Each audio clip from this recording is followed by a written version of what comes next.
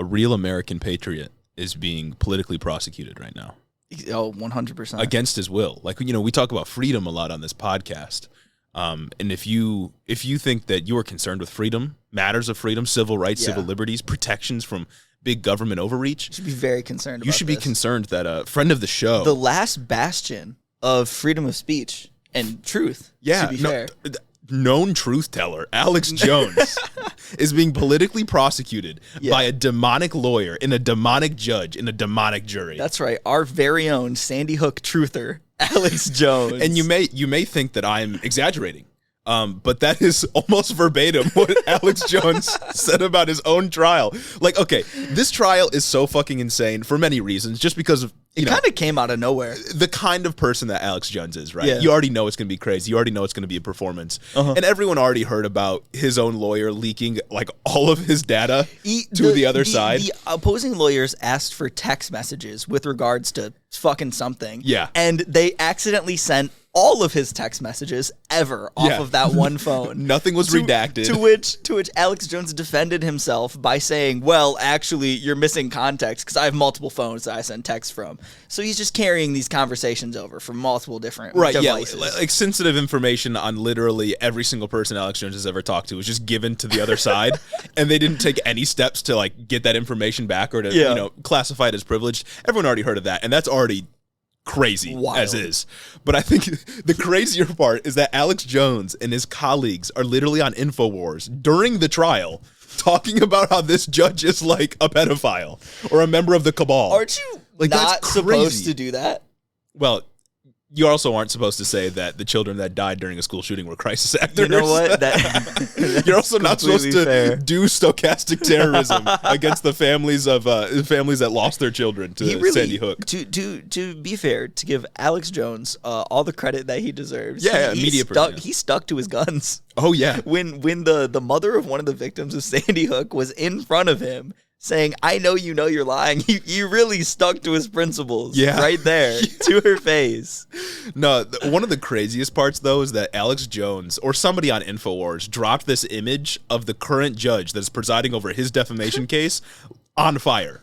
That's crazy. Like, that is the best strategy for getting convicted of the crime you're accused of. Absolutely. Like, Duck, what are you thinking? You're not even trying to win. He's done every single thing wrong. Yeah. Perjured himself. You can't claim that this trial is biased against you if you're giving them the cards, dog. You're letting them win. You're giving up the game. But the most telling part for me is that basically no conservatives are coming to his defense at all. Facts. Nobody, because, I mean, and I think they would be coming to his defense if his entire phone wasn't leaked, but messages from, I'm going to assume January 6th are on his phone, and not a single conservative is talking about this case. One, because Alex Jones is fucking insane. Nobody can really defend him. He's on trial for indefensible stuff. Maybe if, Rush Limbaugh was still alive, he'd be defending. Smoking on that Rush back.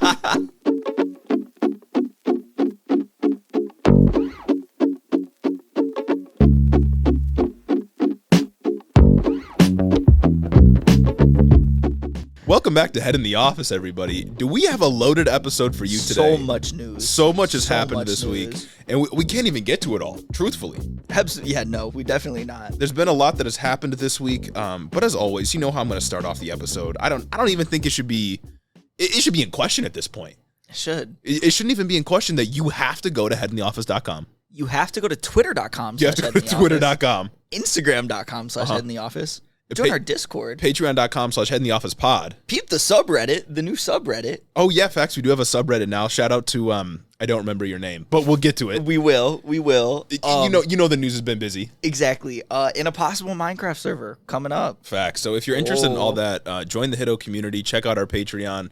Speaking of Patreon, though, we got a new goal set up. Yes, we do. So once we hit $600 a month, we will do a exclusive Q&A session with our fellow patrons. That's right. We'll probably drop the Q&A session for everyone to view, but only the patrons could ask a Q. Exactly. For us to you know what I'm saying? Exactly. So if you want to be able to ask questions, if you become a patron. Got a burning question. Exactly. It could be anything. It could be burning a hole in your mind. You could want to know more about our political ideology, our theoretical framework. You could want to know what You know? what Gage's moans sound like. You could ask really anything. Moan reveal at $600. Possibly. Possibly. If someone wanted to know. All patrons will be able to participate any tier, so check it out. Become a patron, become part of the community, and facts. we love you. We love you.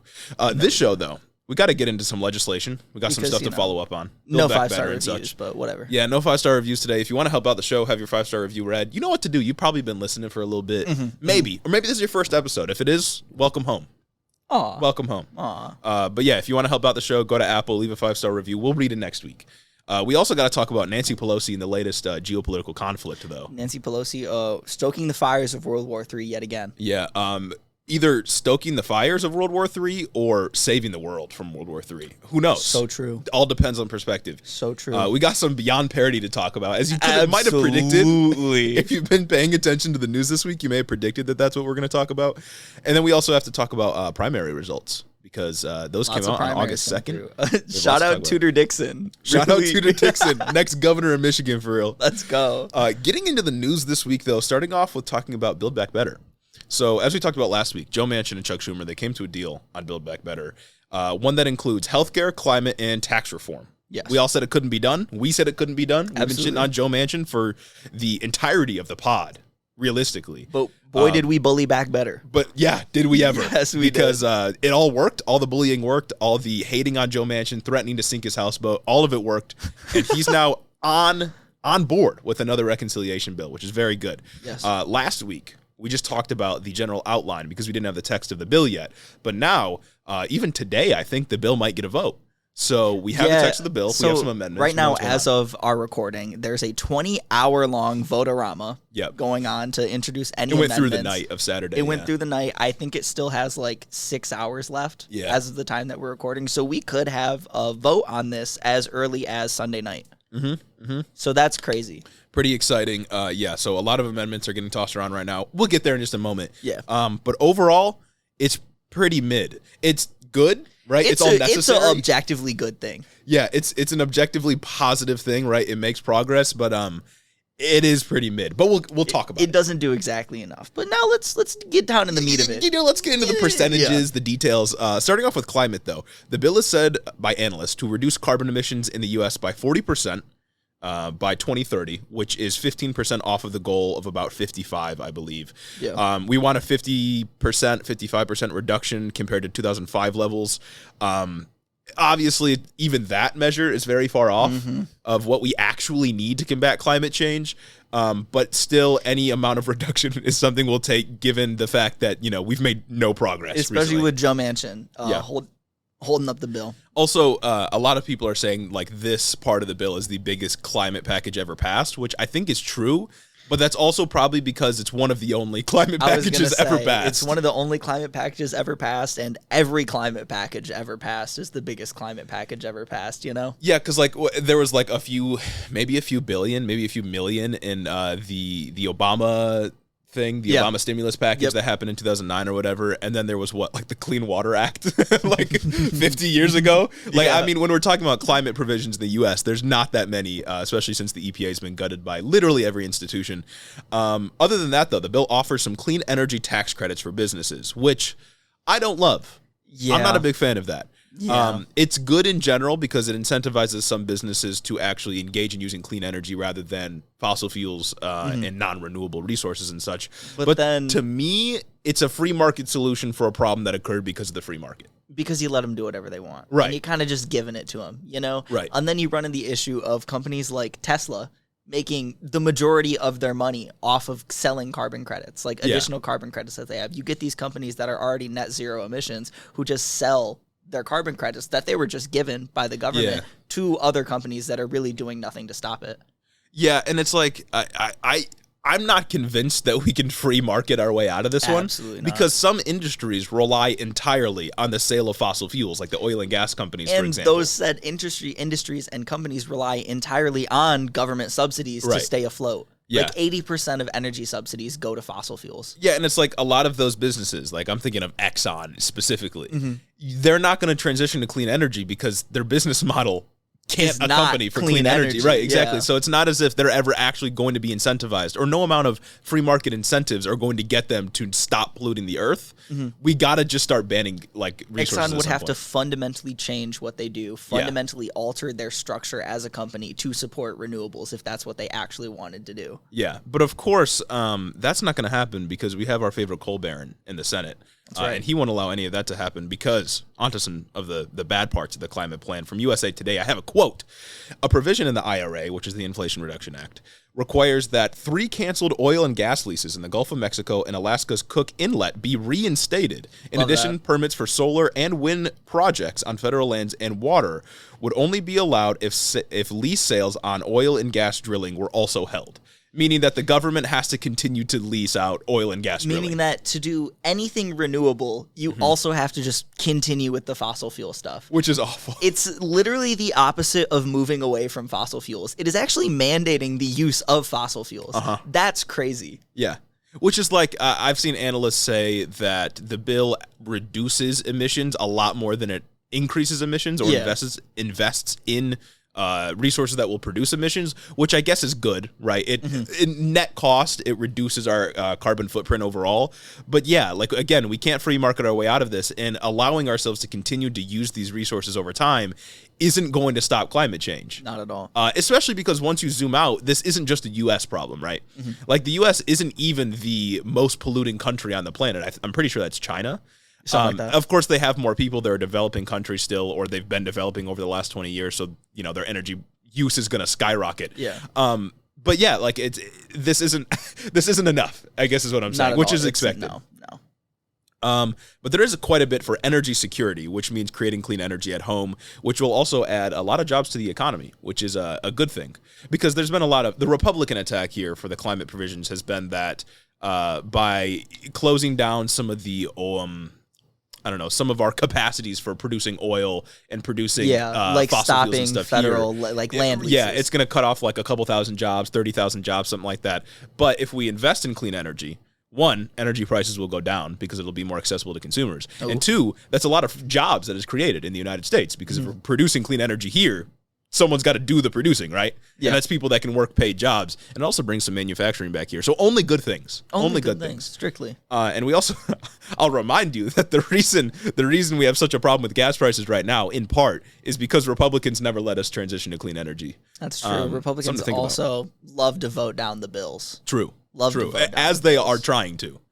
Oh, yeah. Also, there's a heavy focus on making clean energies more accessible to consumers, kind of as I mentioned, which is cool, I guess. Specifically like EVs and stuff like that. Electric vehicles. Like, if you don't have enough money if you don't have enough in your budget to pay $5 for gas, if $5 for gas is breaking your bank, which it is for a lot of people, like I'm not shitting on not having enough money to pay for gas, you aren't going to have enough money to upgrade to an electric vehicle. Yeah. You know what I mean? You kind of need to subsidize that a little bit more. Yeah, and I think that's what they're trying to accomplish, but I saw some study on this bill pop up that said something like only 10% of electric vehicle manufacturers can actually qualify for the subsidies that come with this bill. Oh, yeah. And I think that's partly because a lot of auto manufacturers right now are not going to be meeting any of the clean energy standards that's outlined in the Inflation Reduction Act, which I guess is kind of an incentive for them to do so. But again, if we're working based off incentives, the overwhelming incentive that we have within our system right now is to pollute the earth because profit comes along with it, because it's super efficient to just use fossil fuels because they come cheap, they come easy, and they get done what you need to get done. Yeah. It's going to be a bit inconvenient to transition to clean energy, but it's necessary because long term the costs are going to be far greater because, people will be dying. Because the earth will become uninhabitable. Yeah. So obviously climate package simply isn't enough, but that's what you get for Joe Manchin being in the Senate.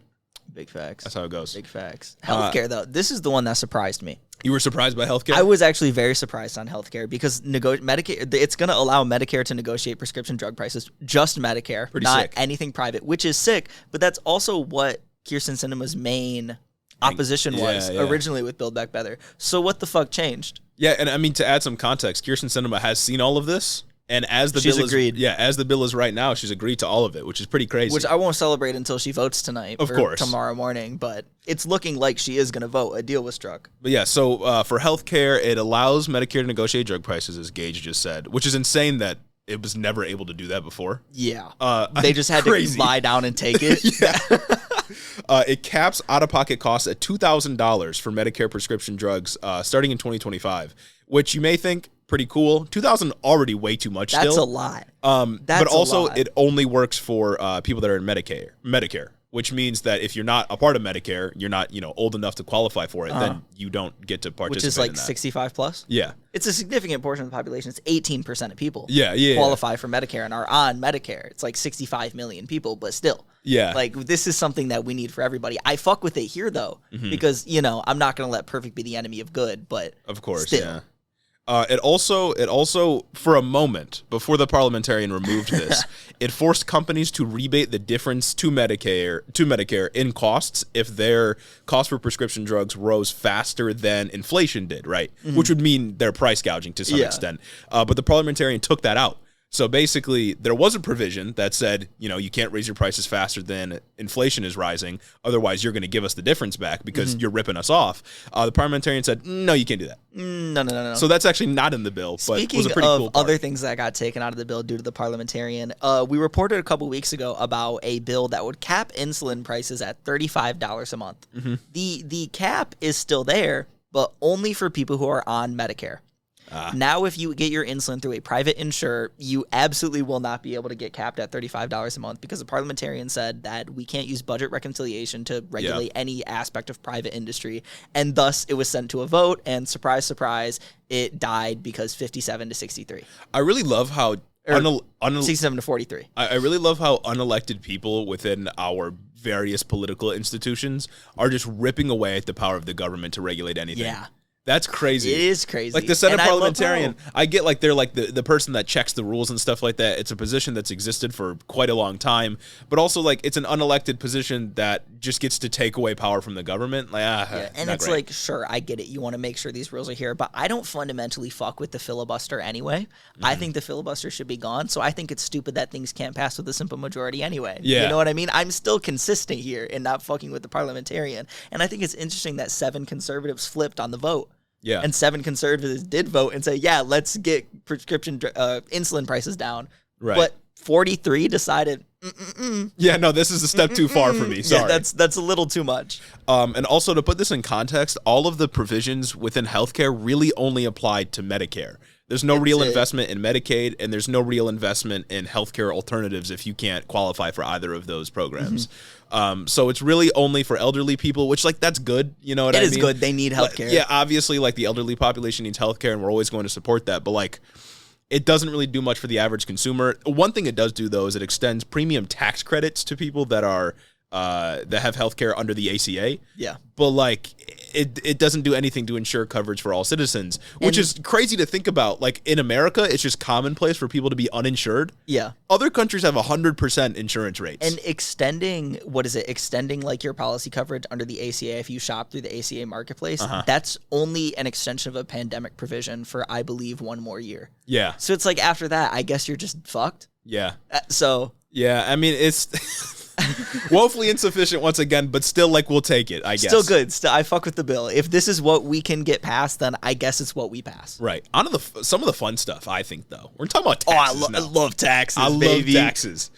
So you might have heard that the bill puts a minimum tax rate of 15% on corporations. Let's go. Only those making over $1 billion a year in profits. So no tax increases on average Americans, which you may have seen people like Jim Jordan talking about Overall, on Twitter. The whole bill does not increase the taxes on average Americans as long as you as a family make less than $400,000 a year, which I'm sure you don't have to worry about. Which is exactly what Joe Biden had campaigned on. Which, he's just like, you're not going to have your taxes raised. Like, the vast majority of people will not have an increase in taxes. Once again, conservatives lie. Oh, yeah, of course. But the real increase is inflation. That's what you got to worry about. Now, there was some talk about eliminating a loophole for taxes.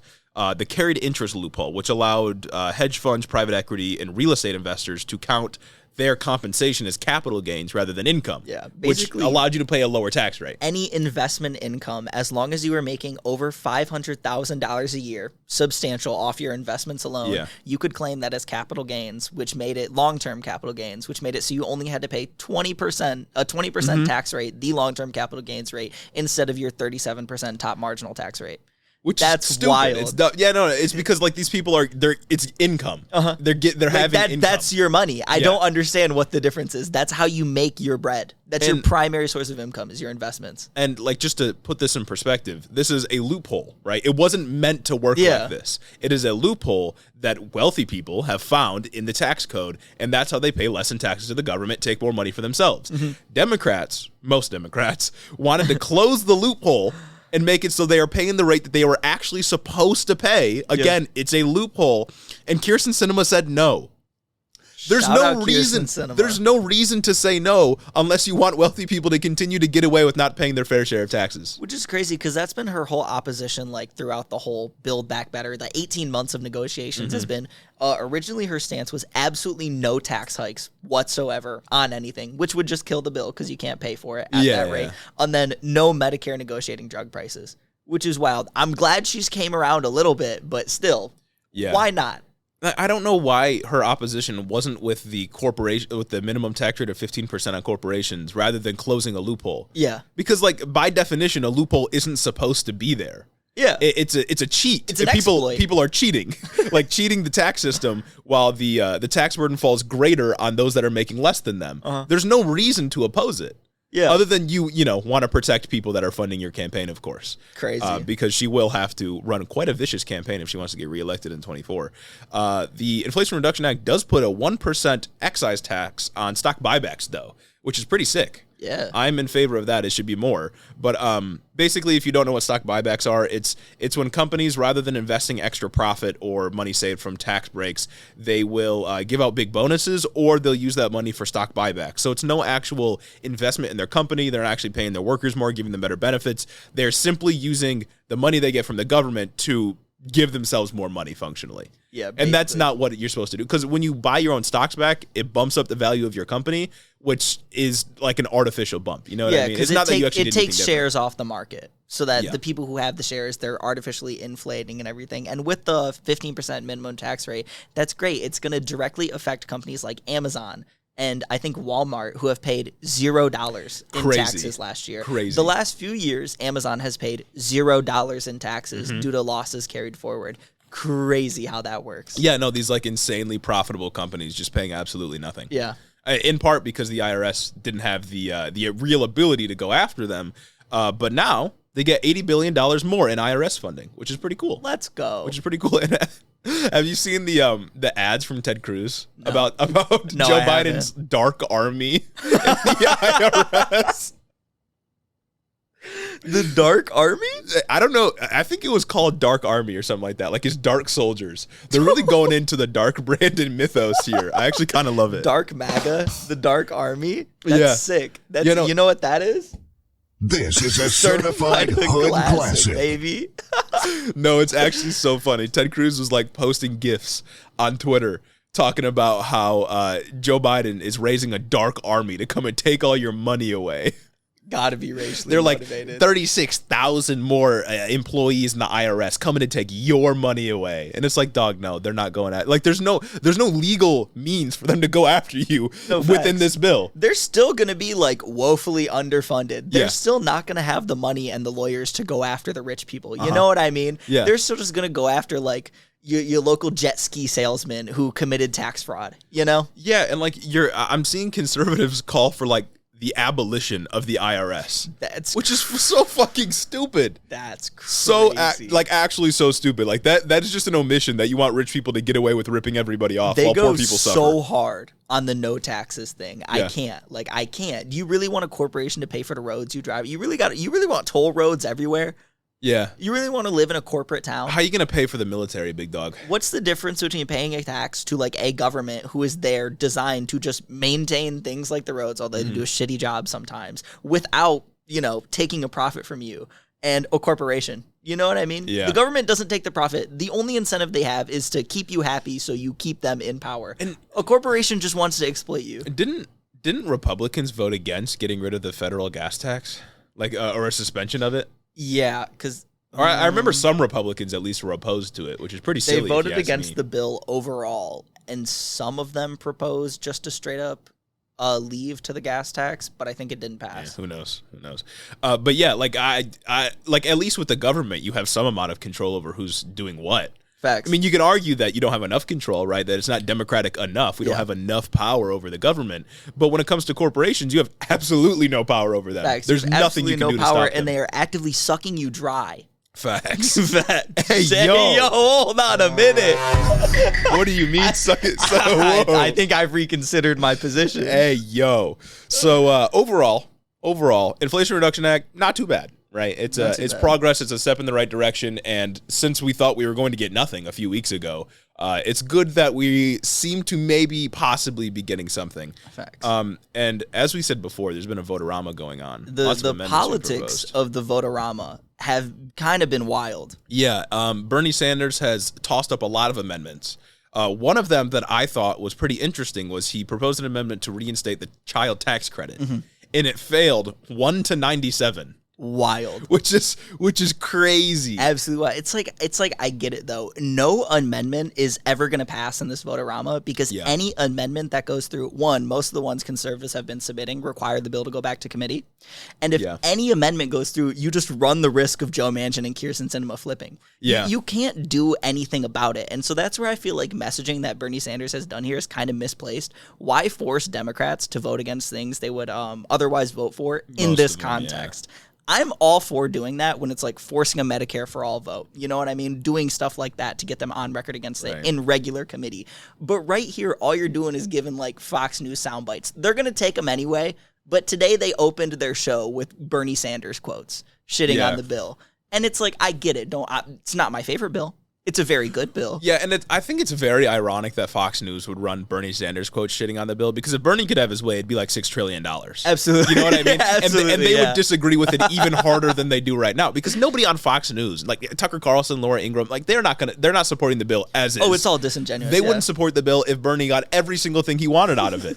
All they're doing is trying to sow division to mask for the fact that Republicans are opposing a bunch of good things within this bill. Like, we've already said this bill doesn't go far enough, right? It's not enough to cover for the crises that America is experiencing. But what? They're against Medicare lowering drug prices for old people that need them. Old people. They're against their audience. They're against the wealthy paying a bit more in taxes so that we can finance this bill. Yeah. They're against climate provisions to maybe make it so we can possibly have a chance at the earth not becoming uninhabitable. Like, how can you be against any of these things in good faith? How are you so against a hedge fund manager having a couple million less than they already have? Like, come on. Yeah, I swear, like, the people on Fox, I guess this also kind of applies to, like, the liberal media as well, like CNN and stuff. They love cosplaying as, like, aggrieved working class people. Always. When they're all just millionaires. None of them are suffering. There are all these None of them will even be hurt by this crazy bill. Books that are all ghost written, talking about how they're such a good pundit. They have so many insights, and they're buying 20,000 copies of their book so it can get on the New York Times bestseller. Because every single one of them is a New York Times bestseller.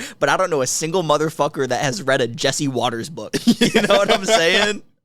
Yeah, they just have companies like buy like 40,000 copies. No, of the they book, have their publishing house buy the copies of the book so it gets on the bestseller list. It's a fucking sham. You're telling me that Jared Kushner has a New York Times bestseller? Facts. Like, nobody Facts. fucking likes that guy. God damn. I mean, he brought peace to the Middle East. But then you got people like Ben Shapiro just like wet ass P word.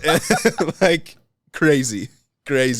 Anyways, crazy. In response, Republican lawmakers obviously have been furious. They've been angry. They've been filled with vitriol, actual malice. Yeah, actual malice in their eyes. Super angry about what's going on here. And they've promised to tank future legislation since Democrats betrayed them. Because they are trying to frame this as though Joe Manchin betrayed them, right? Like, he turned their back on them. Yeah. He tricked them, which is crazy. And it gives away the game. They're mad that a Democrat struck a deal with Democrats. Someone who ran as a Democrat, self-identifies as a Democrat, is kind of just the peak neoliberal Democrat. Did a Democrat thing. Yeah, That's like it's such a self-report. Like, they fully thought that Joe Manchin was on their side throughout all of this. That's crazy. You can't be betrayed by someone who's not even in your own party. To be fair, like, he kind of was. Yeah. He kind of was on their side throughout all this. Yeah, but that's what maybe this is how they feel all the time. Like, they finally got a dub, you know what I'm saying? Yeah. Maybe this is how they always feel. God damn. Of course, first, the Republican Party attacked the PAC Act, which we talked about last week. It was a bill to provide veterans exposed to toxins and carcinogens in the battlefield with health care, right? Just expanding availability through the VA for them to get access to health care.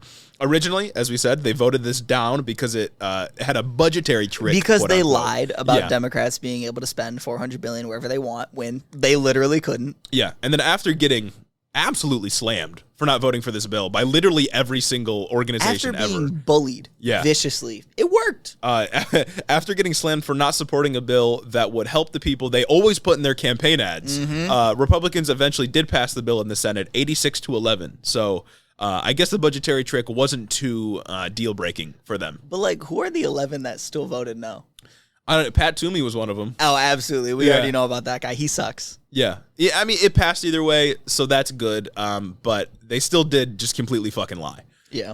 And we know that they lied. We know that they lied because Mitch McConnell previously promised to not pass the CHIP Act if they did another reconciliation bill. So we already know they had the capacity to vote down a good bill that would help America in general, the security of America, help veterans in America, if it meant the Democrats were going to get a win. Like, they already said that they would do that. So we know that it wasn't a budgetary trick. We know that they were just angry that they got outplayed. I love politics. Speaking of the CHIP Act, though, I wanted to talk about that real quick because we briefly touched on it last week, but I think we can make a bit of a broader point with it here. Yes. So this bill had bipartisan support initially because it dedicated some $50 billion to the production of semiconductors in the United States, right? And this is good from like a neoliberal standpoint for two reasons. Yeah.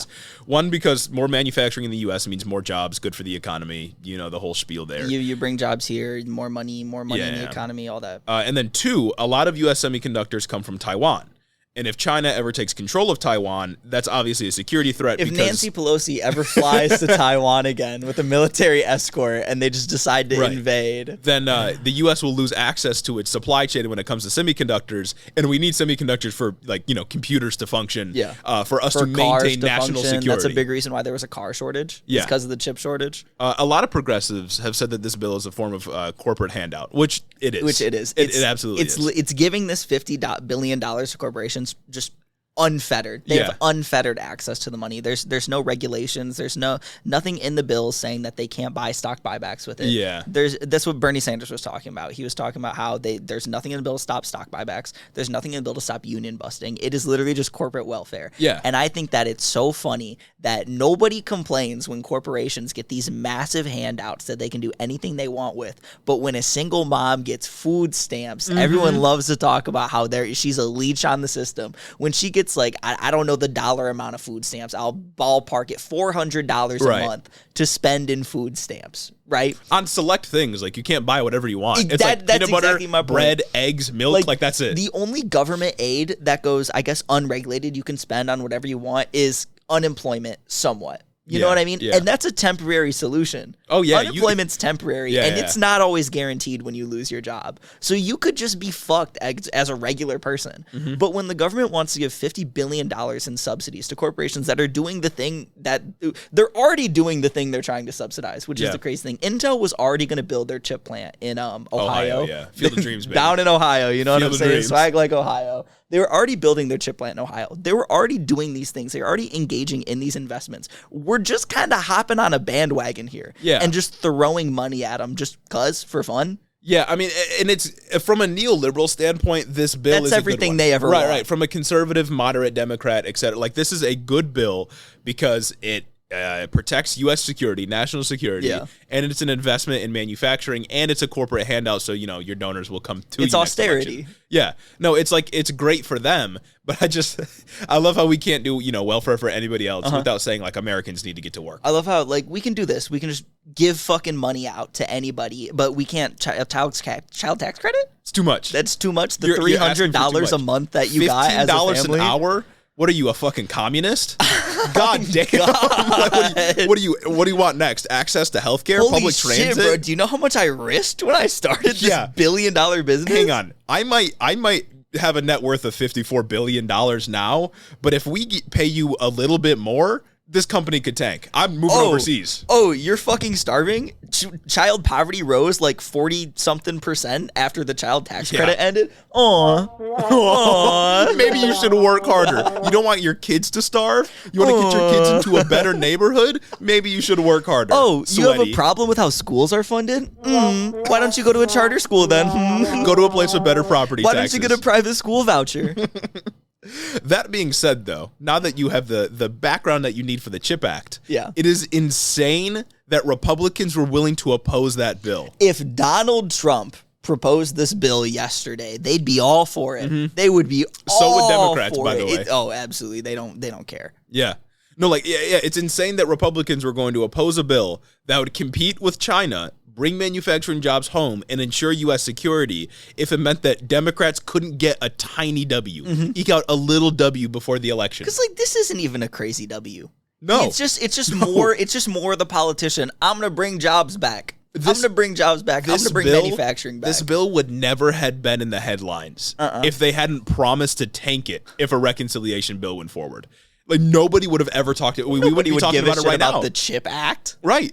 It's just like Joe Biden would have said like this is a great bipartisan achievement and moved on. Nobody would have thought this was a dub for the Democrats. Yeah, it's so stupid that they were willing to just completely tank a bill to protect U.S. security. And it's crazy because it shits on China when it's like China's own like internal chip infrastructure isn't that great. You know what the majority of people in China use, like the chips they use? They use American type chips, like shit like that. We have a thriving industry already. We don't even really need to compete with China directly. The threat is China invading Taiwan. Yeah, and cutting off our supply for This should be everything they love. Yeah, and then in another response to the reconciliation bill, Democrats pulling a scientific fast one. Susan Collins said she may no longer vote for the Respect for Marriage Act. What? Isn't that awesome? Why? Isn't that well? She said that Democrats, they tricked us. They did another reconciliation bill, so maybe I won't extend legal protections for marriage equality. Oh, you tricked me, and you're gonna pass a bill that expands healthcare to senior citizens and taxes the rich?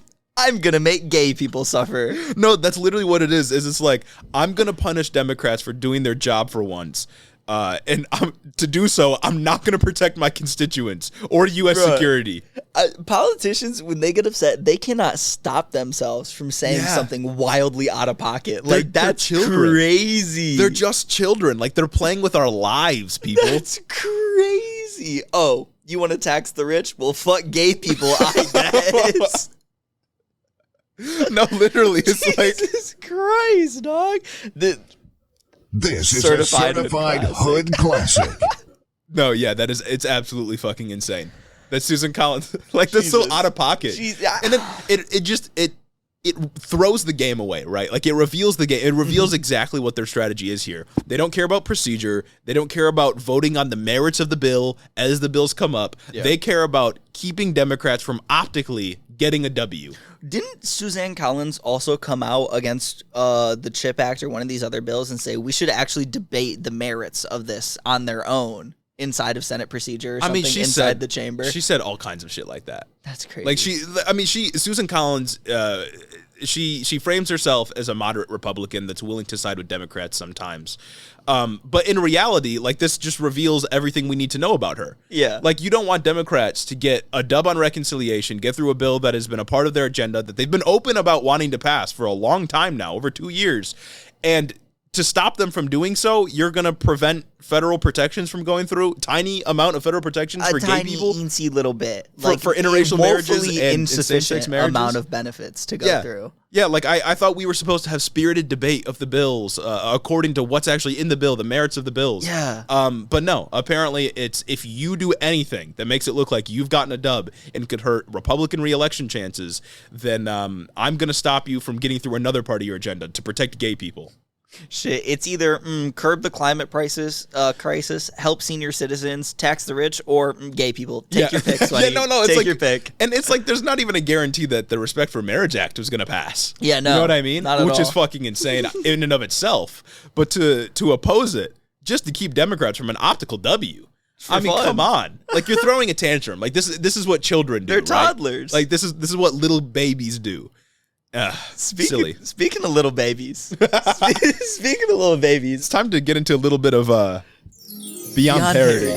I think it's time to talk about CPAC 22. Yep. I'm sure you have all seen the videos, or at least the picture. I'm sure you all see the picture of the dude in an orange jumpsuit in a cell with a red "Make America Great Again" hat, fucking sobbing with his dogs out because he couldn't have shoes for some reason. Yeah, apparently they don't give prisoners like off-brand Vans. Yeah, they don't anymore. give political prisoners like slides anymore. You just got the dogs out, no socks, no nothing. Just for everybody at CPAC, crazy. But anyway, I'm sure you've seen that picture and wondering what the fuck is going on. It was all just staged. At CPAC 22, they had a whole fucking booth with this guy. Let me see if I could pull up his name. Who was he was a former gay Democrat. Important note, I'm not just being like that. He was a former gay Democrat who led the #walkaway movement. And tried to like rebrand himself as a gay conservative because the left has gone too far. They're too divisive. What we say we're gonna do when we fall off. Which is basically code for my proximity to privilege is very, very small. Yes. I am almost there. I am almost just the most privileged in society.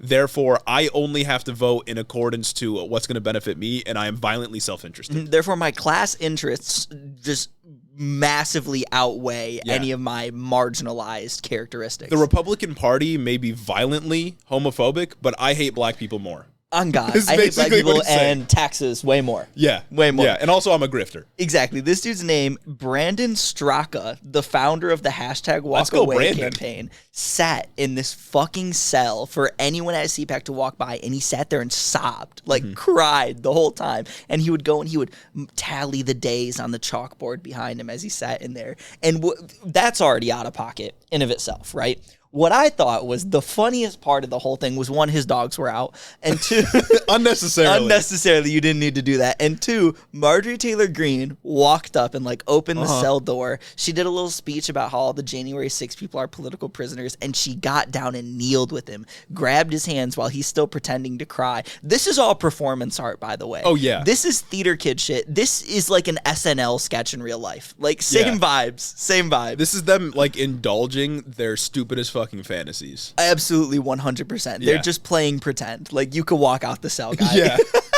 You're just playing pretend. Wasn't this dude was on probation for January 6th? Yeah, so he got convicted of disorderly conduct because he was at he rioted at January 6th. Yeah. And he got convicted of disorderly conduct and was sentenced to 3 years of probation and like 2 months of house arrest. So he didn't even go to jail. He was a political prisoner in his own home for 2 months where he could watch. This is a certified hood classic. Where he could watch TV and do whatever the fuck he wanted. He just really couldn't leave. Oh no, you're going to DoorDash your food because now you have all the support of the whole entire Republican media sphere. Yeah. You know what I mean? But anyway, Marjorie Taylor Greene, she gets down and she grabs his hand and she kneels. And then everyone around them says a prayer. Yeah, they do the Lord's Prayer. Blow Our Father who art in heaven, blah, blah, blah. mind, dog. That shit is crazy. It's the wildest form of performance art I have ever seen. That shit is crazier than something you'd see on a subway in New York. Yeah, no, like we couldn't make that up. Like we play, sometimes we'll do like little guessing games on here, like, Exactly, guess if this quote is real, that kind of thing. If we were doing one of those games, I could not make that up. Oh, absolutely not. If we were doing a skit, I couldn't write that. It's too corny. This is way too so corny. perfect. This would never actually happen. A dude who never actually went to jail for January 6th is cosplaying as if he's a political prisoner. As if he's a prisoner. Got the orange jumpsuit on and everything. I love how they talk so much about harsh conditions for the prisoners of January 6th, right? Like they're being held in harsh conditions. They're not being fed. They're not allowed to shave. They're not allowed to do X, Y, and Z. Yeah. It's like you've stumbled on to a systemic problem of how we treat our prisoners, of how we brutalize our prisoners, but you only care because it applies to the people that are within your own political movement. Like you don't care about the conditions for any other prisoner in the country, other than the people who literally broke the law by rioting into the Capitol. Dr. Oz will get up there and talk about how the January 6 people are political prisoners. And then he routinely, like every day, he sends out 3 tweets a day talking about how people that are in jail for weed need to stay in jail because they're violent criminals. It's wild. It's absolutely fucking wild, dog. I would think storming the Capitol is a little worse than getting caught with an eighth. Yeah, it's like, what did you expect? Yeah. Like, you stormed the Capitol, my guy. I mean, I know some Republicans will try to reframe January 6th as, like, you know, Republicans have literally said people were just taking tours that day. They said it was like a normal tour. People said it was a tour. Tucker Carlson and Donald Trump at CPAC at this event said that it was a honeypot, that it was actually the feds, the FBI that did this. And then he said the Gretchen Whitmer shit was fake. And that he said, everybody in this room right now at CPAC is in more danger than Gretchen Whitmer was when she was going to be kidnapped, which is so funny. Oh, fuck. So fucking funny. That is, like, these people, they've framed January 6th as a peaceful protest, but, like, they broke into the Capitol, like, they broke shit, they stole shit, and every member of Congress and the vice president was there. The gallows were outside for Mike Pence. There's no amount of reframing you can do to make this seem better. Of course you're going to go to jail, my guy. And it's so And most funny. of them aren't in jail. This guy was under house arrest. He's just cosplaying because he wants to get the clout. And he he's wants the on clicks. probation. Yeah. He's on probation. Like, you're a law and order guy anyway. And Come then on now. You have the audacity to tell me that liberals are the ones that are the SJW crazies, the emotional ones? You have the audacity to be the same guy that did this little prison stunt at CPAC, to go and then have a panel later on that you title, "You're Next," quote, "You're Next, the rise of the Democratic Gulag," end quote. What is this, Call of Duty? If I win by 1v1, do I get to come back? Like, I know a lot of people shit on the SJWs back during 2016, 2018, etc. But everybody that wore a pussy hat was right. All of them. Facts. Everyone that warned about how disastrous Donald Trump's presidency would be for the Supreme Court, for all of our civil rights, etc., they were correct. Like, they were annoying, right?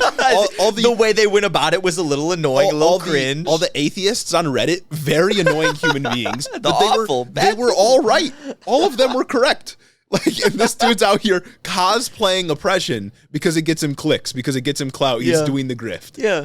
And like, he actually committed a crime. Like, It's he raided the Capitol. I love how Marjorie Taylor Greene and all of, like, the MAGA people, all of dark MAGA, right? They're all in here talking about the conditions in this DC prison while they continue to support Guantanamo Bay. Crazy. They continue to support private prisons. Crazy. Slave labor within private prisons. Like, you're not doing anything for prison reform. You only care because this person will vote for you. Yeah. If they don't have a felony slapped on them. And they also don't approve of letting felons vote, by the way. Like, that's crazy, dog. Also at CPAC, though, Viktor Orban was there. I saw that. Were they in Texas? I think they were in Texas. Was it Houston? I don't know. It was in Texas somewhere. Somewhere like that, Well, I yeah. only know they were in Texas because Viktor Orban dropped a fucking bar. What did he say? He said the masks can come off because I'm in Texas. Which doesn't make any sense at all. But I don't think English is his first language. If there's one so. time to make fun of someone whose English is their second language, I think now is the time. Yeah, I mean, masks? They had an actual dictator at CPAC. Like, the hoods can come off. I'm here now. maybe that's what he meant. Like, we can go mask off, so we can just say the most vile shit, which they did. Viktor Orban's going to take over Texas, take over America. Yeah, I hope so. He's gonna save us. Hungry, he'll call it starving, but he'll spell it funky. You know what I'm saying? Also at CPAC, they did a straw poll of who they would vote for the next presidential in the presidential primary, 2024, and Trump won with 74%. Ron DeSantis got like 20%, and then I think other people like Mike Pompeo were fucking in there for some reason. Mike Pompeo, and he got like 1%. Who's or the fucking one guy that voted for Mike Pompeo? I don't fucking know. John Bolton, maybe he was at CPAC. But yeah, obviously it's not representative of like the entire base of the Republican Party, but I just thought it was hilarious. Because I'm pretty sure Ron DeSantis was there or has been at a CPAC before. So that's really funny that nobody likes him there. That's crazy. Ron DeSantis did actually just fire a state attorney. Yeah. Did you see that? I did see that. He fired a state attorney for saying that the state attorney made like a post online. It wasn't anything like official, saying that he wouldn't support any laws that banned abortion because those are unconstitutional, which I mean facts, I guess.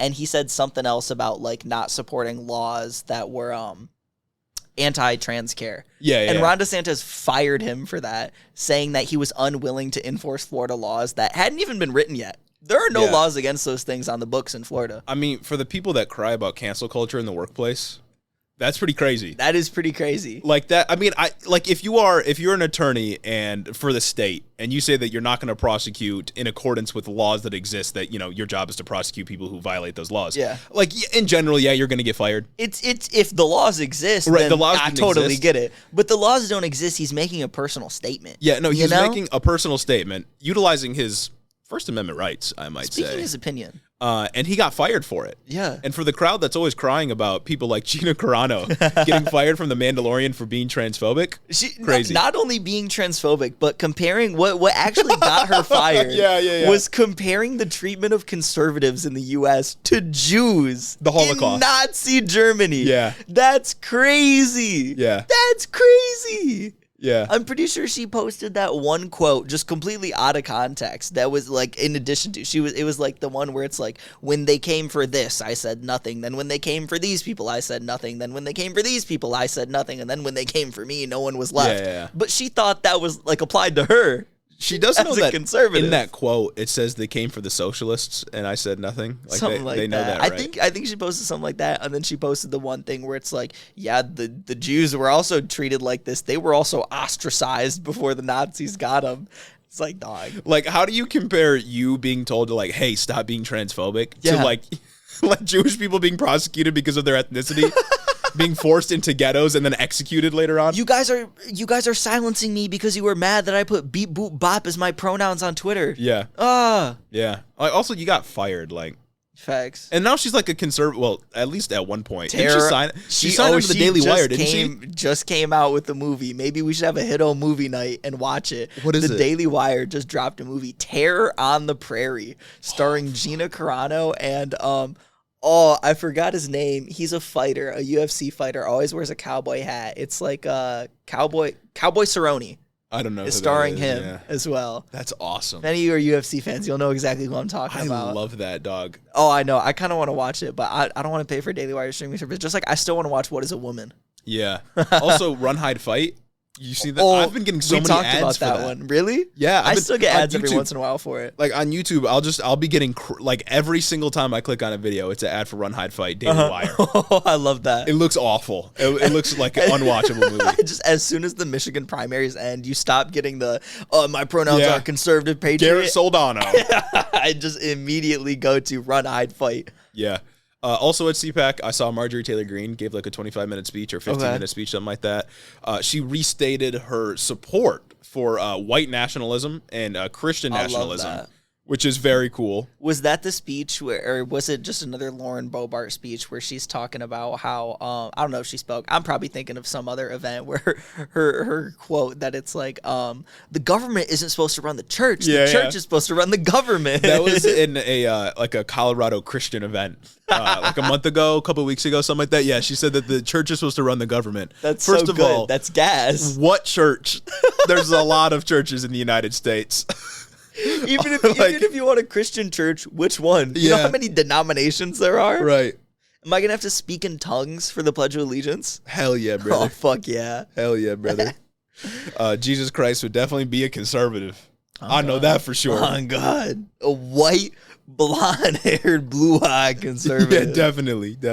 Time to reestablish our standing as number one geopolitical conflict. That's right, baby. Number one geopolitical podcast. It's been a while. Because we're talking about Queen, trailblazer, Nancy Pelosi. Nancy Pelosi, slay girl. And did she slay? She did a serve. She absolutely. Certainly did a serve. So, as everyone may have heard last week, Nancy Pelosi took a little trip to Taiwan as part of a trip to the general area. Little diplomatic mission. Because she also visited Japan, Singapore, Malaysia, and South Korea. It's for fun. Yeah, and she kind of used just being in the neighborhood as an excuse to go to Taiwan, which is kind of wild considering we still have the one China policy in place. I was confused about it. Looked it up. We still have one China in place, and that's what I was going to get to in just a minute. But why did Pelosi go? You may be saying. Please enlighten me. If you know anything about the relationship between Taiwan and China, which we're not going to get into a ton right now. Tumultuous. But yeah, tumultuous. China doesn't think Taiwan is a country.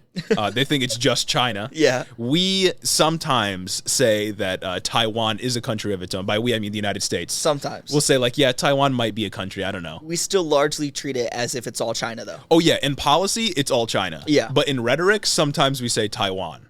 But Pelosi went. Because according to her, in an opinion piece that she put in the Washington Post, a notoriously great place to find good opinion pieces. Oh, they post opinions on Instagram. She said, fire. She said, "We take this trip at a time when the world faces a choice between autocracy and democracy.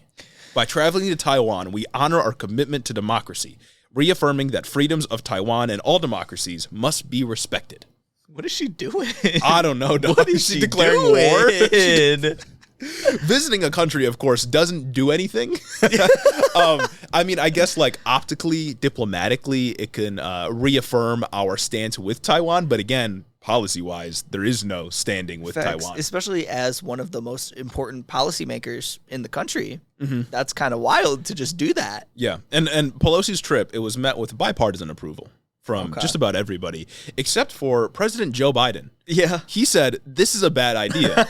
And he didn't say that she couldn't go, obviously, because I don't think he can really do anything about that. But he said, this is a bad idea. And also the military says this is a bad idea. I tend to agree that this is a bad idea. Obviously, she still went anyway. But also Biden. Girl boss. In a real girl boss move, Nancy Pelosi gaslight and gate-kept her way all the way to Taiwan. Biden reaffirmed his position on the one China policy, basically saying it's not going to change. The U.S. still holds the one China policy, which, as we already mentioned, states that China is the one government over all Chinese provinces, including Taiwan.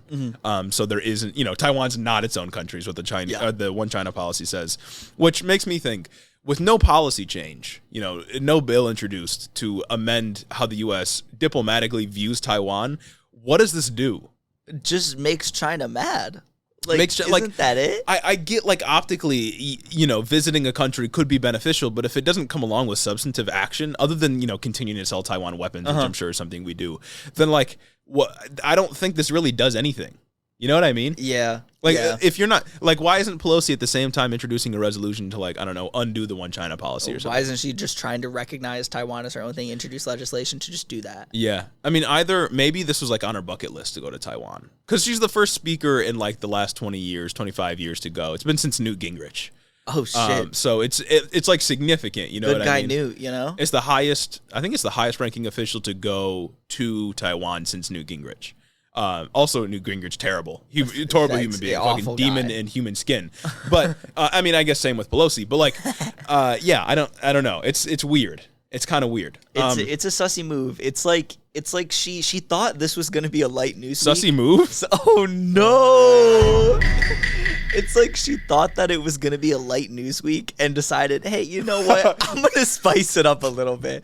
Things have been a little bland in the House lately. The Senate has gotten all the action. Why don't I just go to Taiwan? She said, it might be a light news week, and head in the office needs something to talk about. Yeah. So let me start a geopolitical conflict. No one's talked about Ukraine in quite a while, so let me go cause more problems. God damn, oh my God. Immediately after Pelosi announced her trip, the PRC, People's Republic of China, announced that it will be doing several military drills in the water surrounding Taiwan, which is, of course, why Biden was like, hey, yo. Please chill. This is maybe a bad idea.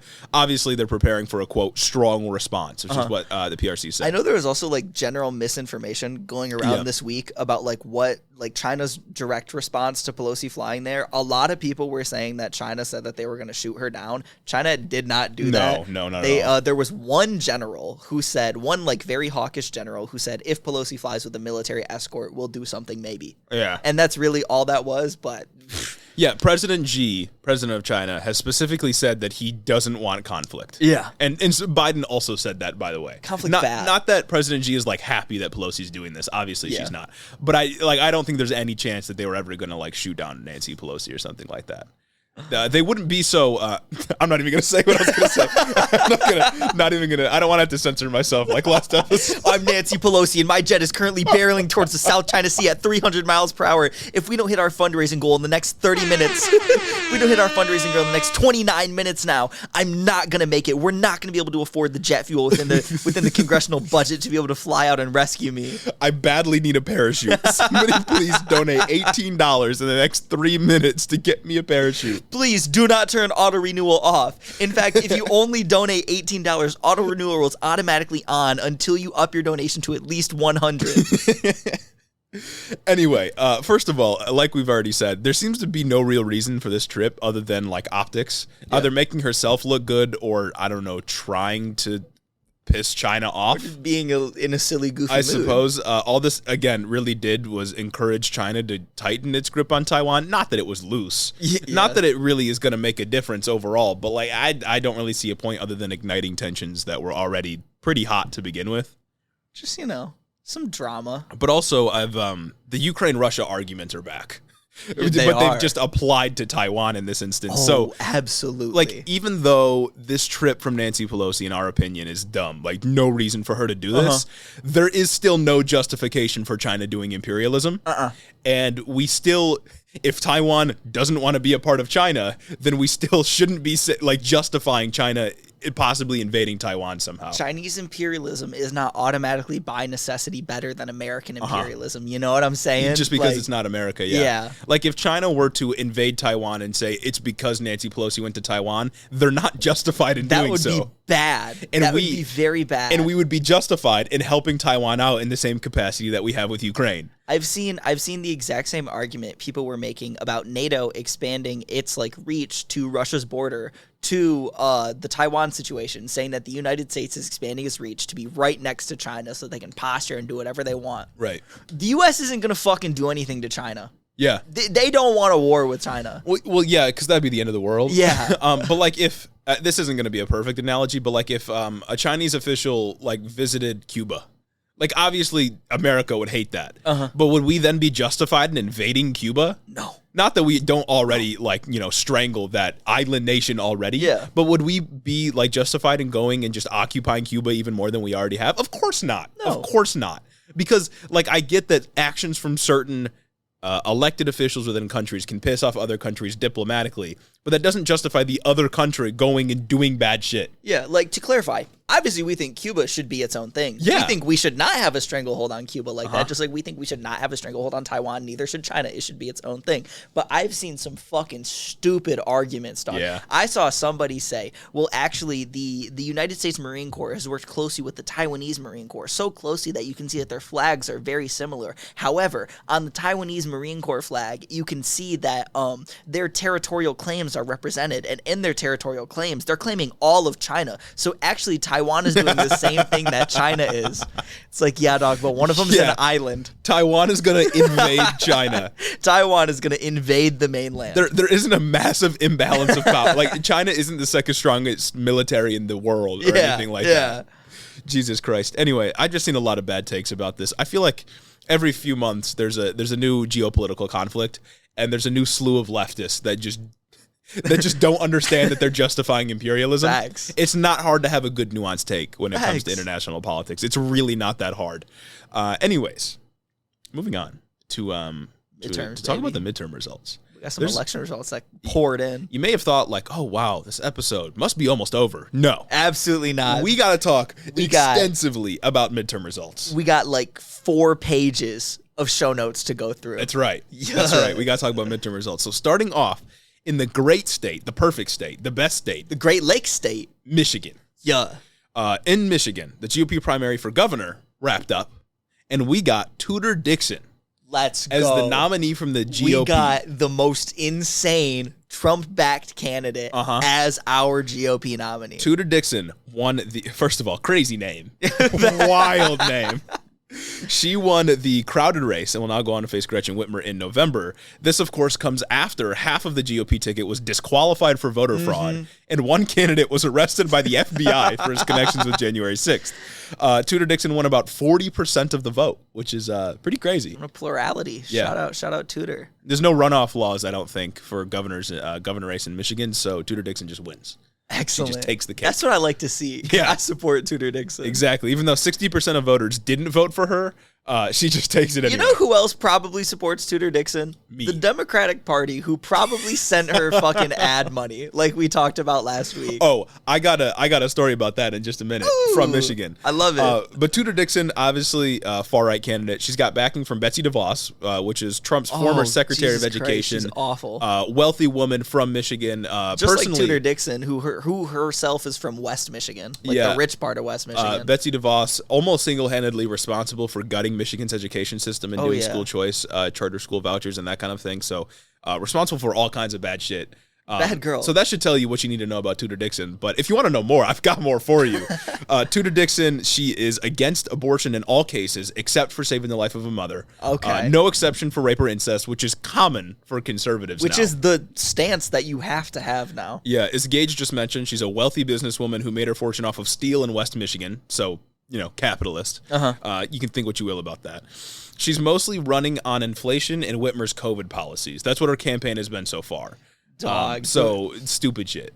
That's crazy that many people support her for running a campaign based on that and COVID policies. Yeah. The Republicans here in Michigan went fucking nuts over COVID policies. There were, like, when the mask mandate first dropped, there were people protesting on the stairs of, like, the Capitol in Lansing. It was wild, like, with signs talking about getting haircuts. Yeah, like, literally. They wanted haircuts and they wanted fucking Taco Bell or their Subway sandwiches. And it's like, we're not being disingenuous. I'm not, like, exaggerating like I usually am when I say shit like that. They literally had signs talking about haircuts. Yeah, they were on the steps of the Capitol in Lansing, Michigan, with guns.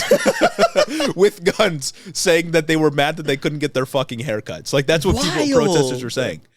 Wild. Like I don't know about other states. If you're in other states in the country, you can let us know what your experience is with your state GOP. Yeah. But the Michigan State GOP and their Unhinged. supporters are so fucking, like, they're babies. Absolutely. They're children. Like, they're they're fucking whiny little bitches.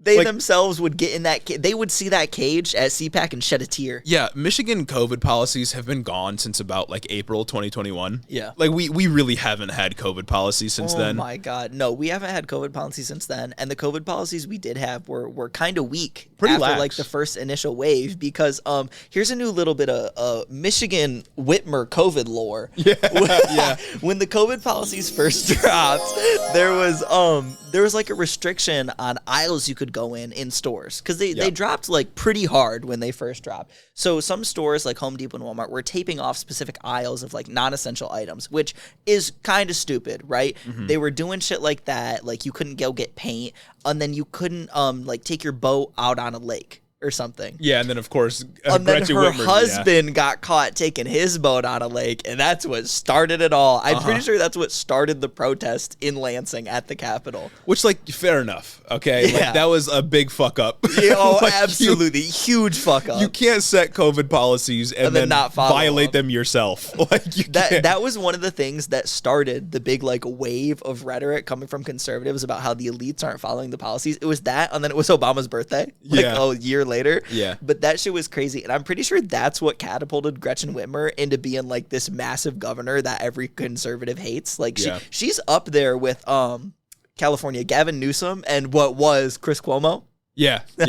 And I mean, like, it's all an argument from hypocrisy, right? Like, Absolutely. It doesn't actually get at the heart of the COVID restrictions because all of them were pretty good, pretty reasonable, pretty understandable, and would help to mitigate the effects of the pandemic if people actually followed them. But people were mad because she was hypocritical, understandably so. Oh, yeah, that's dumb. And specifically in Michigan, the restrictions were very confusing, on again, off again. Some people were following them, some people weren't. Everything was unclear. The information we were getting was seemingly contradictory. Like, they came down really hard when they first came out. And I really understand people being frustrated with them, but to be campaigning on them when they've been gone for more than a year, like, come on, you're just like you are appealing to the whiniest, bitchiest parts of people. And Whitmer almost immediately caved. and got rid of the restrictive policies as soon as she was getting that backlash. GOP state senators and state representatives took away her power to declare states of emergency and to have emergency provisions go into place. They got rid of the mask mandate. That shit's wild. Like you're crying about things that don't even matter. Well, that's the conservative agenda for you, though. Very true. And then also, just unhinged clip that I found of Tudor Dixon was that she supports the police the police killing of Patrick Lyoya. You remember that? What? Yeah. What? Like I'm not even exaggerating. The one in Grand Rapids. Yes, the one in Grand Rapids. You can find a clip. Literally, one of the first clips on her campaign website, Tudor Dixon campaign website, is her supporting the execution of Patrick Lyoya. She said that he was a dangerous criminal who reached for the cop's taser after being told to stand down. What? Yeah. She just lied. The full video is literally it's like a Google search away. You can watch the full fucking video of the whole interaction. I'll remind you that Patrick Lyoya... We covered it a couple weeks ago. Yeah, I'll remind you, Patrick Lyoya was pulled over, I don't know, however many months ago, for... It wasn't 2 weeks ago. 2 months ago. Oh, 2 months ago. It was like 2 months ago. Okay, yeah, it was a little bit ago, but he was pulled over for having faulty plates. Yeah. That's what he got pulled over for. Routine traffic stop. He attempted to run away for whatever reason. He got into was a scuffle. also an immigrant from, I think, Ghana or something like that. English was his second language. Yeah, he was running away from the officer, got into a little scuttle, and then was executed when he was face down on the ground. Yeah, the officer tried to tase him, fucking missed his taser, and then tackled him. The craziest fucking thing, the officer took his gun out, put it on, trigger warning, police violence, because it's graphic. He put it on the back of his head and shot. Like, point blank. Yeah, if there was ever a police execution, it's that one, right? Yeah, absolutely. If there, and for running? Yeah. For running away? For running away. And it's like, it's a hard time to be a cop supporter right now. You know, like optically, I mean, they're always gonna do it because they can't help themselves but sound fucking stupid. Yeah. But optically, now is not the time to be coming out and supporting the cops. It's getting harder and harder and harder to be a cop supporter. With Uvalde and just every other like police brutality instance we've witnessed over the last year or 2 years, however long. But to just come out and not even say like, yeah, that wasn't great. It could have been handled better. But I still support the police. She comes out and just supports the cop killing. Like, she supports the cop that did it, and she supports just the killing in general. Just insane. She didn't have to say any of that. I don't think there was a person on the planet who thought that killing was justified. Like, I didn't see any discourse about that one. There's only one person on the planet that thought it was okay, and somehow the Michigan GOP elected them for governor. She was the whole of the discourse. Yeah. She's fighting demons in her head with that one, and she just let it spill out. That's ridiculous. Crazy. Nah, yeah, isn't that crazy though? I Insane. legitimately can't fucking fathom that. Like, keeping in line with that. But somewhat off topic, my mom was in town for like this last month, and the other day, me and her were like driving around, and she was like, "Oh, you want to stop by like the old house we used to live in that you like grew up in until 5th grade?" And I'm like, "Oh yeah, sure. Let's just like go check it out, drive by the neighborhood, see what's good." The people that live in the house I used to live in, the fucking radical progressive socialist podcaster, built a platform being a little bit of a niche micro pundit, right? Sure. Socialist. Drove by the house I used to live in. The people could not be more different than me. The first thing you see when you drive by that, it's a sign. It's a sign that's like, our governor is an idiot. And then a Blue Lives Matter sign. During this time, hard time to be a cop supporter. But then you look in the garage. Guess what's hanging up in the garage? What's hanging up? Guess. Confederate flag. Yes. Shot. In the north. In Michigan. In the north. Right? Like, that's crazy, dog. That's actually crazy. A Confederate flag. And then I found out, because we were talking to the neighbors, they sent hate mail to all the black neighbors. What? Yes. Holy shit, yes. Put them in jail. That's what I said. They're legitimately a clear and present danger. White supremacists. I know. That's like, what crazy. the fuck?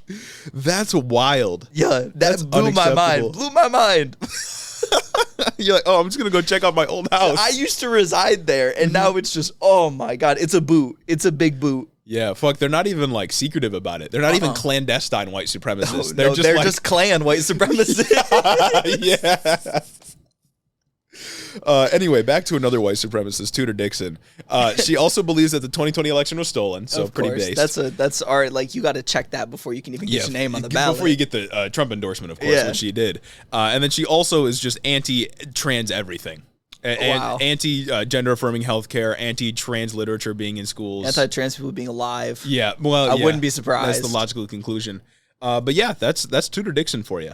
So wow, very excited to see what she'll be like on the debate stage with Gretchen Whitmer. I can't wait. It's gonna be fun. I cannot fucking wait for that. Yeah.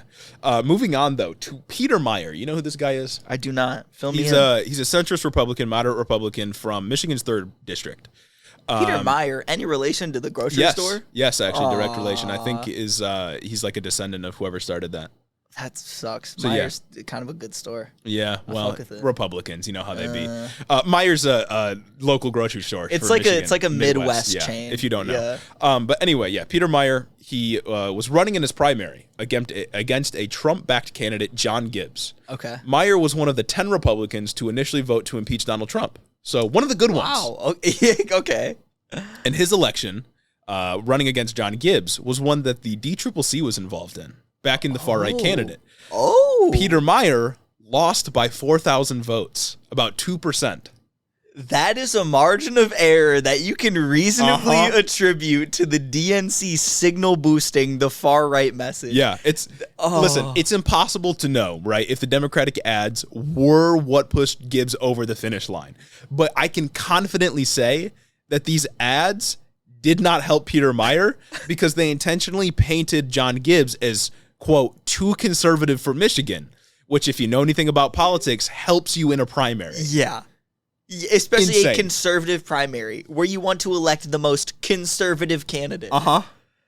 Crazy. Sick, bro. Crazy. And then I saw Adam Kissinger, the dude who's on the January 6th committee, Republican guy who's obviously against Donald Trump, voted for the impeachment. He was saying, he made a good point, saying that he keeps being asked by Democrats, like, where are all the good Republicans at? Why is nobody standing up to Donald Trump? And then he said, they are the people that you are ensuring cannot get elected.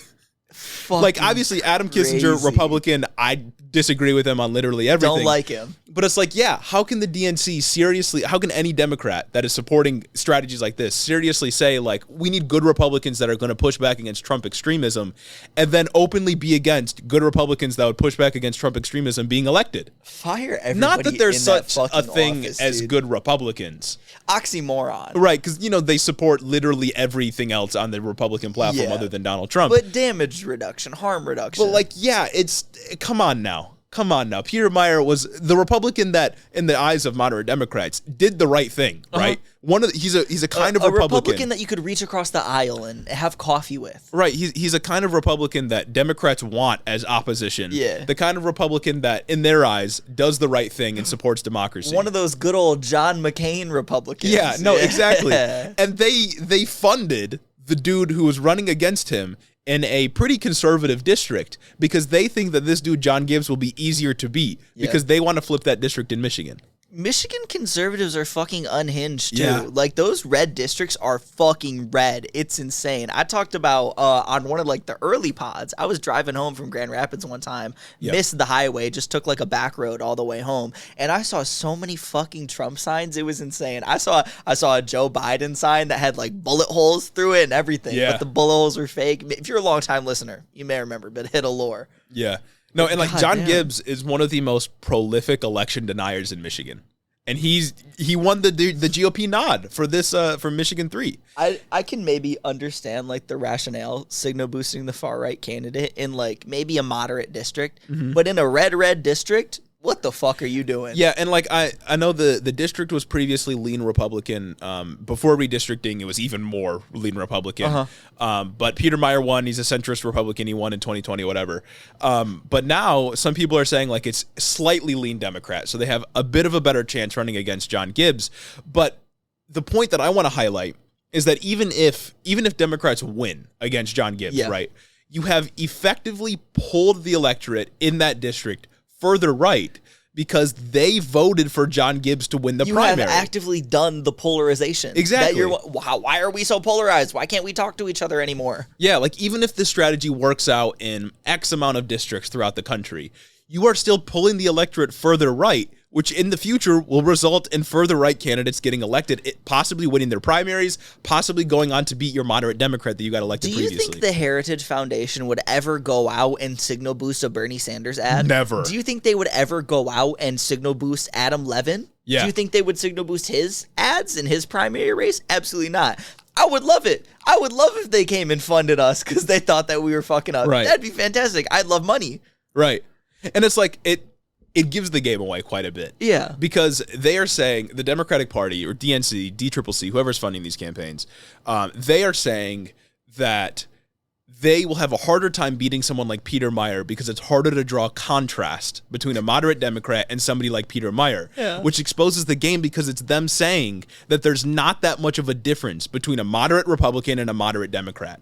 The only way that a moderate Democrat could be justified in getting elected in a purple-ish district, reddish district like Michigan's 3rd district, the only way they can justify that election is if they're running against an actual fucking white supremacist. Crazy. Like, how is that the only, like, how have we lost the plot so much that that's the only way we can draw contrast against a right-wing Republican? Their mediocrity is staring them in the face, and they can't fucking see it. Yeah, they can't see it. It would not be hard to defeat Trump-like Republicans if you ran campaigns that actually addressed people's material harm. If you said anything that resonated with people. Right. If you didn't just ignore them and assume it was an automatic shoo-in because they could never vote for Trump. Yeah. Like, nobody would ever vote for Trump. Like, maybe this strategy will pay off. Like, I'm not going to make any predictions, but it is like a potentially suicidal strategy. Yeah, but it's like, it's been 6 years. You've had 6 years to recover from the Donald Trump loss, and the only thing they've taken from the Donald Trump loss is that, no, that must have been a fluke. Let's just keep doing what we were doing and signal boosting the really far right guys. Just speed running the shift to the Overton window. Yeah. Speed running fascism. Speaking of moderate Democrats, though, we got to talk about our boy Andrew, also known as Andy Levin. Yeah. He was running for Michigan's 11th district. He's a progressive Bernie Sanders type Democrat. He's running against Haley Stevens, who was also, they were both the incumbent, but because Michigan lost one congressional district with redistricting, they were pitted against each other in the same district. And Andy Levin lost by 19%. He got fucking swept by the centrist Democrat Haley Stevens for a couple of reasons. One of them was the redrawing of district lines just favored Haley Stevens in her previous district. But another reason was that Stevens was raising a lot more money because she got a lot of support from pro-Israel groups. Fuck. That's literally why she won.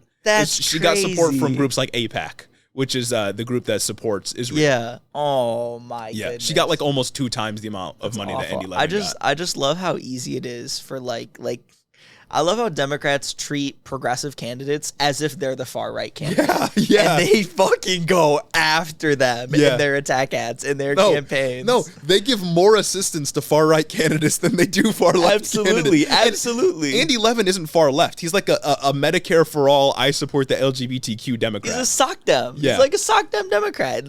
Crazy. What you should be, the baseline, the bare minimum. Yeah, and they'll do anything to make sure that more progressives don't get elected, but they'll actively help far-right candidates get elected. I swear to God, a moderate Democrat would rather run against a fucking far-right, dark MAGA conservative than like a progressive like us. Well, yeah, because it's harder. It's a lot easier to draw contrast and make yourself look good when you're running against the psycho compared to someone who's like, maybe everyone deserves healthcare. But that's my point. Is they treat the far left candidate as if they're just as psychotic as the MAGA person. It's ridiculous. Yeah, it's ridiculous. Also, another thing when it comes to funding far right candidates is even if they end up losing, like in the general election, you've given them name recognition in that district. Oh yeah, because now they can go start a fucking podcast.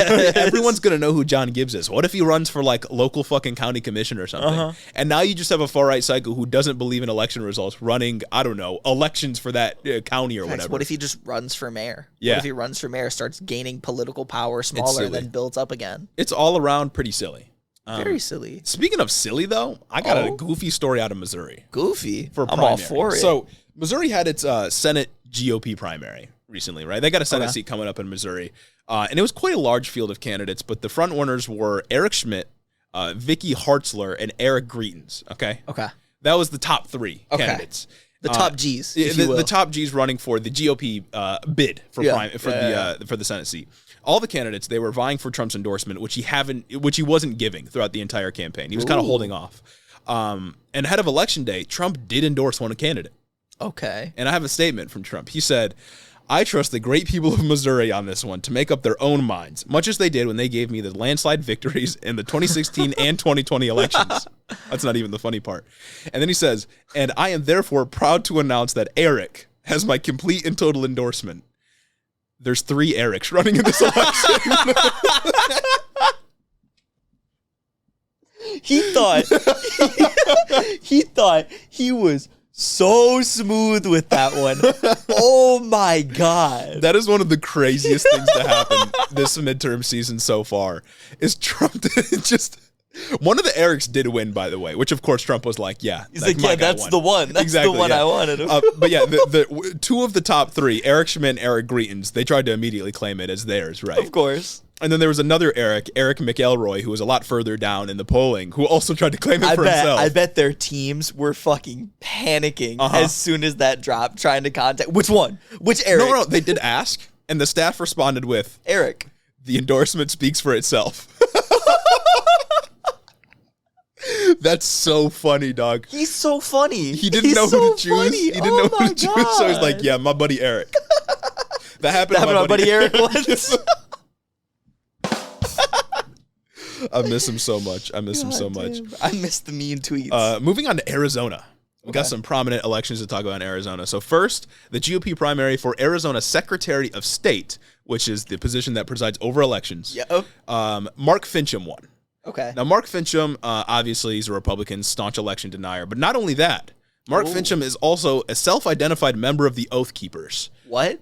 So that's fun for Arizona. I'm not like that. He in 2014, he literally said, "I'm a member of the Oath Keepers." He said, "Yeah, I fuck with that." He also, of course, attended the January 6th insurrection.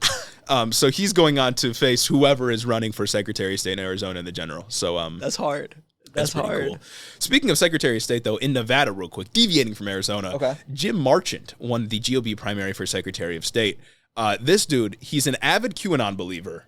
And he also said that Nevada hasn't had a real election since 2006. What happened in 2006? Why is that date so important? I don't know, but he told the Washington Post, quote, "We haven't elected anybody here since 2006. They've been installed and selected by the cabal." You're lying. So he's probably just a Nazi. Like, I mean... They've been installed and selected. Have you ever noticed the proportion of Jewish candidates running for office? Fuck.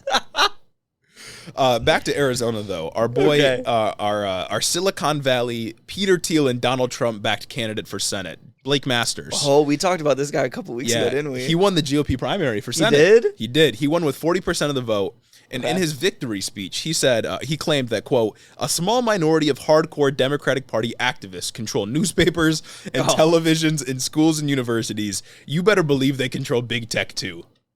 Oh, yeah. So he's making the cabal argument as well, which is pretty sick. He also framed the race as a battle against the cartels, the giant global corporations, and a system that's actively trying to destroy families. And don't forget the Jews. Yeah, well, that's the subtext, right?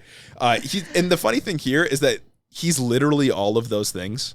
He's a big tech investor. Like, he's a Silicon Valley bro. He's a venture capitalist. Yeah. He literally is the global corporation. He is one of the small number of people that can, like, has a substantial amount of power. It's wild. I also just, like, side note, I absolutely fucking love the college campuses are so liberal. All the kids on college campuses are liberals, because absolutely not. Absolutely not. It's that in conjunction with the silent majority. The conservative kids are the loudest ones on campus because they're the ones that believe that they're like in the minority when they make up like half of campus. Yeah. You can't go a hop, skip, and a jump without seeing a fucking conservative on campus being loud and proud about it. It's ridiculous. Yeah, and it's like, it is true that students tend to trend more to the left. Yeah. Like the liberal left is what I mean. Like, that is true that on college campuses, there's more liberal students than there are conservative students, like statistically. But you gotta wonder why bastions of higher education, areas, groups, immense in intelligentsia and academia. People who care about empirical evidence. Data, statistics, empirical evidence. Why would you think that those happen to be more left-leaning? I wonder. I wonder if there's any connection between leftist ideologies, liberal ideologies, and the truth. Let's give it a second. It's like there's that, but it's also like there are so many fucking conservative kids on these campuses. It's wild. Any social inequality class you take, anything related, there's always a devil's advocate. There's always a dude playing devil's advocate. You walk through the business college, it's going crazy, it's popping off. Yeah. God. It's such a self-report that they think like the places where kids go to get educated and learn about the world somehow teaches them left-wing values.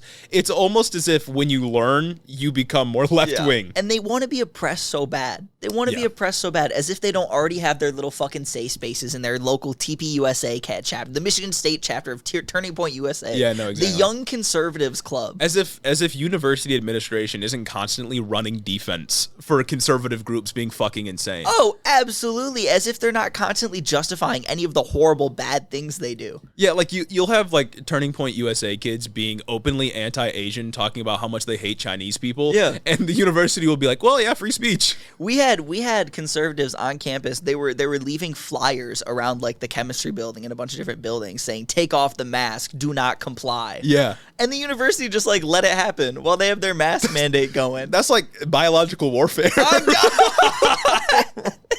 How was that allowed? It was like the flyers that were they were black and they had in big yellow letters, do not comply, and you flip it over and it's talking about masks. Fucking using all of the printer ink. They think they're so cool. They think they're so punk. Yeah. A little bit goofy, silly, but yeah, Blake Masters will go on to face Mark Kelly, our favorite astronaut, in November. So we'll see if Mark Kelly survives his opponent. Big space dude, big space guy. Lastly, for Arizona, Carrie Lake won the GOP primary for governor. She is the QAnon-adjacent election denier that we've talked about before. She won with about 46% of the vote, and she's such an election denier, in fact, that she said if she lost the election, then it must have been stolen. She denied her own vote. She said, you know what, maybe I didn't even win. Well, actually, she announced victory when she was 7% behind. So she actually announced victory as soon as the ballots opened up. Yeah. So that's pretty cool. I love it when Nazis get elected to government. It's pretty cool. I love entertaining the idea that these elections were stolen. And just allowing people who think that to get power. This is a totally normal and healthy thing for a thriving democracy, I will say. Lastly, ending on some good news for once. The good guys won for one time in Kansas. True. So in Kansas, voters shot down an amendment to the state constitution that would have allowed the state legislature to restrict abortion rights because Kansas has a bodily autonomy protection within their state constitution. The amendment lost, despite the weird wording that we've talked about before, by almost 20%. Shout out The margin Kansas. was 59 no to 41 yes, which is pretty cool. That means abortion remains legal up to the 22nd week in Kansas. Shout out Kansas. Which is pretty cool. Kansas had 900,000 voters turn out, which is a record number for a primary during a midterm election. That's a lot of voters because that's like general election numbers right there for them. About 2 million people also registered to vote as of July 2022, which is a ginormous uptick because, Kansas is flyover state that nobody cares about.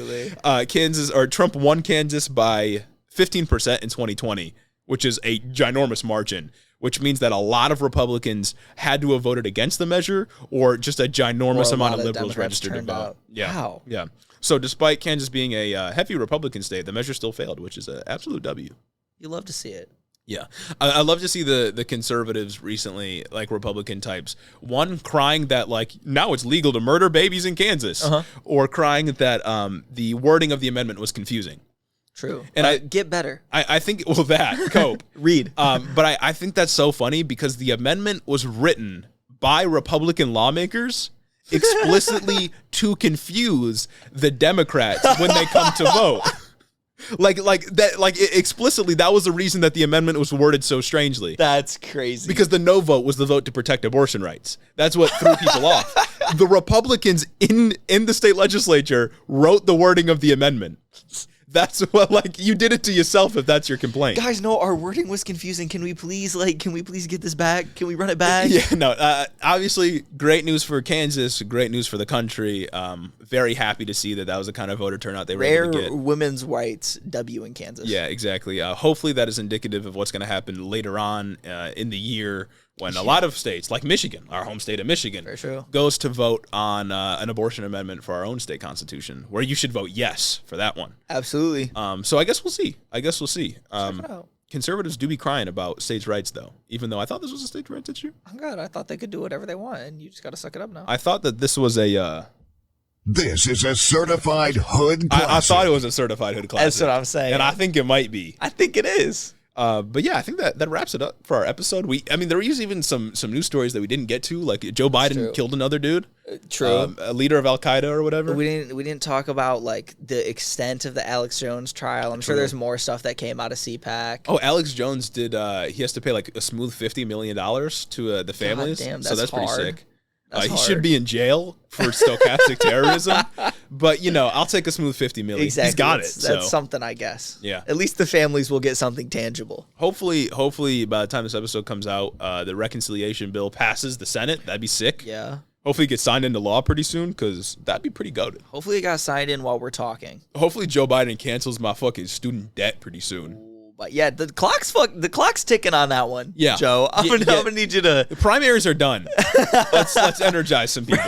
Primaries are done. The election literally right around the corner. Like, okay, get this inflation bill passed, right? Inflation Reduction Act. Get that passed. Cancel our student debt, and then we can be on our shit for the next few months, telling people to go vote for you. Oh God, if you could just let me know that you were gonna cancel student debt before you did it, so I could go take out like some more loans, so I can actually pay for school and not pay for it out of pocket. This coming semester, that'd be great too. Oh, and monkeypox was declared a national emergency. Facts. I so did that's see something. That. That's like it just gives the CDC more. They get more federal powers to help mitigate it, which I'm sure Steven Crowder is going to freak out about. Well, yeah, because he thinks it's a gay disease. He was literally on the Twitter timeline saying like monkeypox is a gay disease. He must have been real worried then. This fucking guy, I hate him so much. And more pieces of like little adjacent Michigan lore. I remember he did a podcast where he was talking about how he like might consider running for political office, and he said if he was going to, he would run for governor in Michigan. Where's he live right now? No fucking idea. Probably Florida, some shithole state. Like, how would he run? Bro's gonna move here just to run. I guess. It's not going well for Dr. Oz. That campaign strategy is not working. Yeah, that would definitely be funny to see. There's no way he could run after doing that KKK skit. The YouTube alt-right pipeline guy getting an actual position of power in the government. Basically like being the president of a small country. He's way too much of a wimp to do that. He runs away from debates all that. Like there's no shot. True. He loves famously he likes to call the police on people doing graffiti street art, not even graffiti because county commissioned graffiti. Commissioned graffiti based by the city like councilor, somebody on the city council. Yeah, this is actually approved. He loves to call the police on them and instigate them and try to get them to fight him and then run away and call him an aggressive black man when they do fight him. He also loves getting punched in the face during a union rally. Oh, facts. That's the best Steven Crowder moment. My favorite Steven Crowder Top moment. one Steven Crowder clip right there. Anyway, that wraps it up for our episode. Before I give a special thanks to our patrons, yes. I'll remind you all to go visit patreon.com/headintheofficepod. Get in while you can still ask some questions for the Q&A that'll happen in a little while as soon as we hit $600 a month. Also, go and buy yourself some merch. Participate.